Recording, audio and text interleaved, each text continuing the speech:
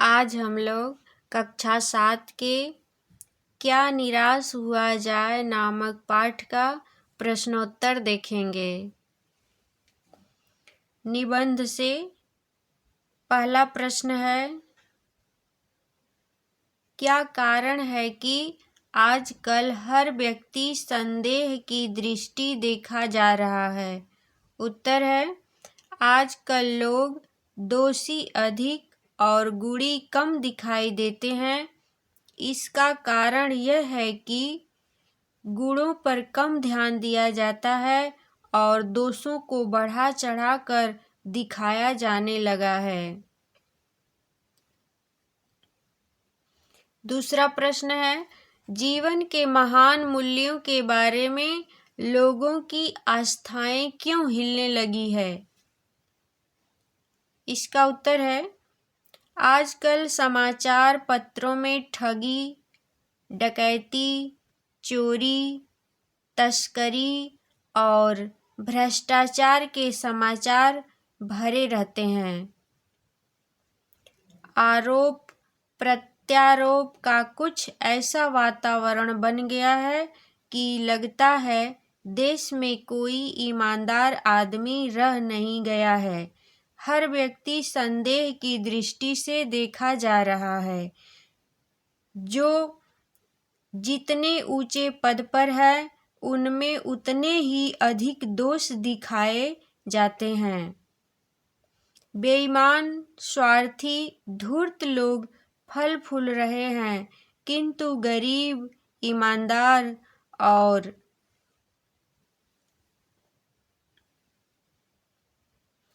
श्रमजीवी लोग दिनों दिन पिस रहे हैं। समाज में जो भीरू और बेबस लोग हैं उन्हें दबाया जाता है। ईमानदारी को मूर्खता का पर्याय समझा जाने लगा है। जीवन के महान नैतिक मूल्यों एवं आदर्शों का मजाक उड़ाया जा रहा है। इसलिए जीवन के महान मूल्यों के बारे में आज हमारी आस्था हिलने लगी है।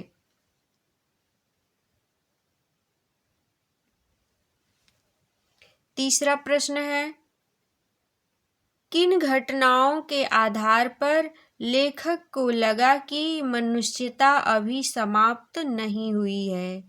उत्तर है, एक टिकट बाबू की ईमानदारी और एक बस कंडक्टर की कर्तव्यपरायणता की घटनाओं के आधार पर लेखक को यह लगा कि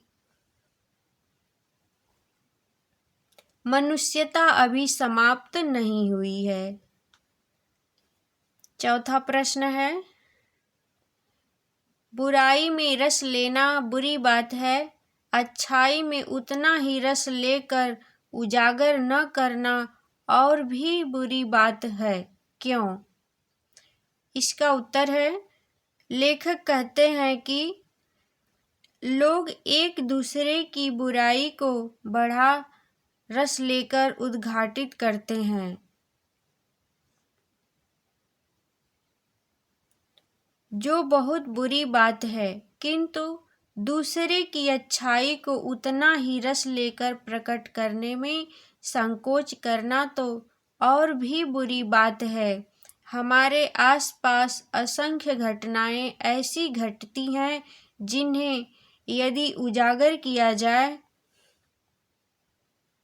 तो लोगों के दिल में अच्छाई के प्रति अच्छी भावना जाग सकती है। अतः अच्छाई को प्रकट करने में कभी पीछे नहीं रहना चाहिए। पांचवा प्रश्न है, निम्नलिखित पंक्तियों का आशय स्पष्ट कीजिए। क, ईमानदारी को मूर्खता का पर्याय समझा जाने लगा है। सच्चाई केवल भीरू और बेबस लोगों के हिस्से पड़ी है।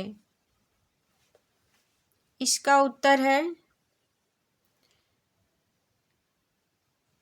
वर्तमान समय में धन का महत्व इतना बढ़ गया है, बेईमानी से कमाए गए धन से धनवान लोग भी सम्मान की नजरों से देखे जाते हैं। समाज में उनकी खूब प्रतिष्ठा है। फलतः लोग चालाकी से, बेईमानी से धन कमाने लगे हैं।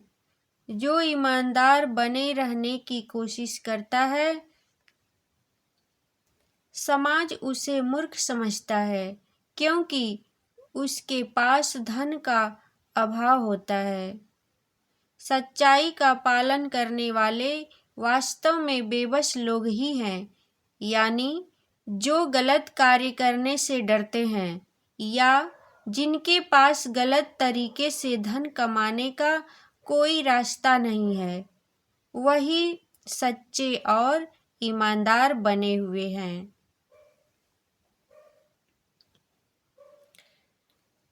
ख है, केवल उन्हीं बातों का हिसाब रखो जिनमें धोखा खाया हो, तो जीवन कष्टकर हो जाएगा। इसका उत्तर है, यदि हम केवल जीवन में उन्हीं बातों को ध्यान में रखें जिनमें हमारे साथ धोखा हुआ है या हमें किसी तरह से तकलीफ पहुंचाई गई हो, तो हमारा जीवन कष्टकर हो जाएगा। ऐसे में हम जीवन का आनंद नहीं ले सकेंगे और अतीत की बुरी घटनाओं की याद में उलझे रहेंगे। आशय यह है कि हमें नकारात्मक घटनाओं पर अपना ध्यान केंद्रित नहीं करना चाहिए, बल्कि जीवन में घटने वाली सकारात्मक घटनाओं से आशान्वित होना चाहिए।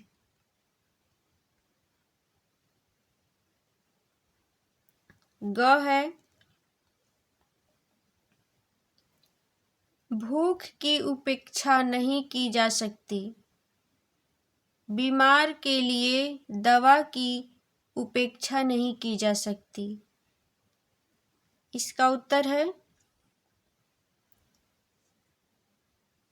यदि कोई व्यक्ति भूखा है तो उसे अपने लिए भोजन जुटाने का उपाय करना ही पड़ेगा।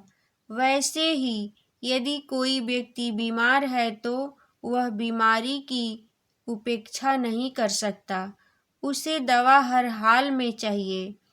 ठीक इसी प्रकार यदि समाज में या देश में कोई व्यक्ति गलत काम करने लगा है, कानून का उल्लंघन कर मनमानी करने लगा है, अपराध में लिप्त हो गया है, तो उसे सुधारने के लिए उसे सजा देनी ही पड़ेगी, अन्यथा वह दूसरों को दुखी करता रहेगा।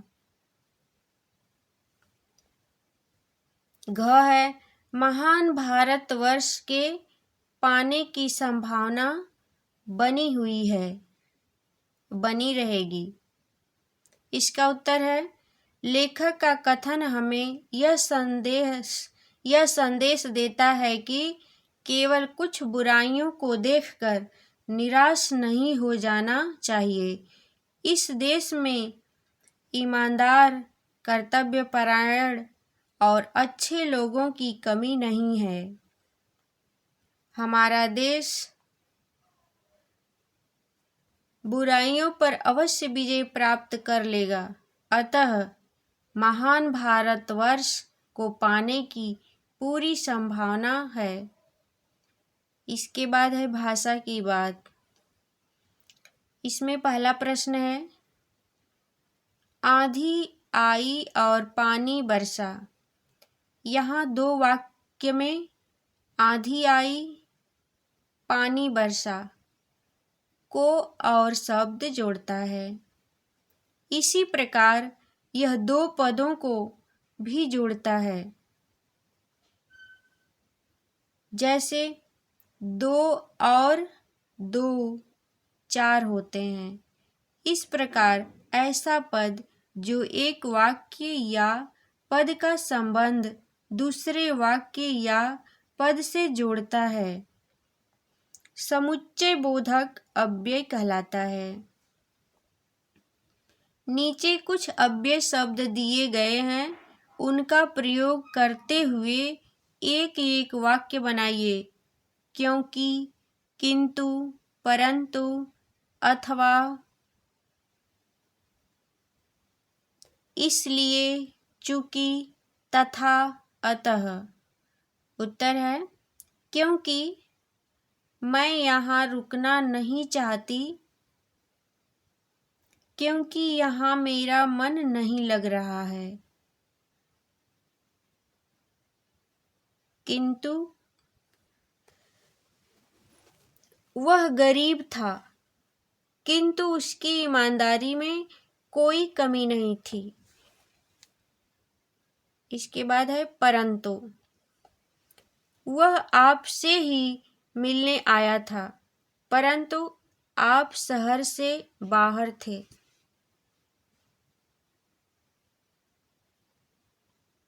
इसके बाद है अथवा, तुम अंग्रेजी अथवा हिंदी में कोई एक भाषा चुन लो। इसके बाद है इसलिए, रमा मेरी बात नहीं मानती, इसलिए मैंने उससे कुछ कहना ही छोड़ दिया है। इसके बाद है चूंकि, चूंकि तुम एक मंत्री के बेटे हो, इसलिए तुम किसी पर भी अपनी मर्जी थोप सकते हो। अगला है तथा, ईमानदारी, सच्चाई, कर्तव्यनिष्ठा, स्वाभिमान, साहस तथा आत्मनिर्भरता वीर पुरुषों के गुण हैं।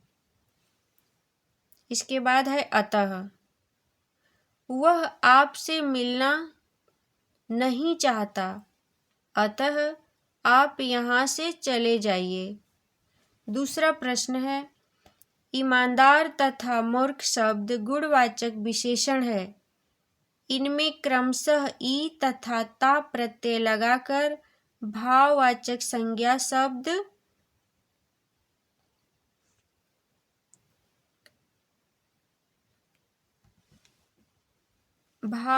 संज्ञा शब्द ईमानदारी तथा मूर्खता बनाया गया है। नीचे लिखे गए विशेषण शब्दों से भाववाचक संज्ञा बनाइए। निर्भीक, जिम्मेदार, कायर, अच्छा, लघु, बुरा। उत्तर है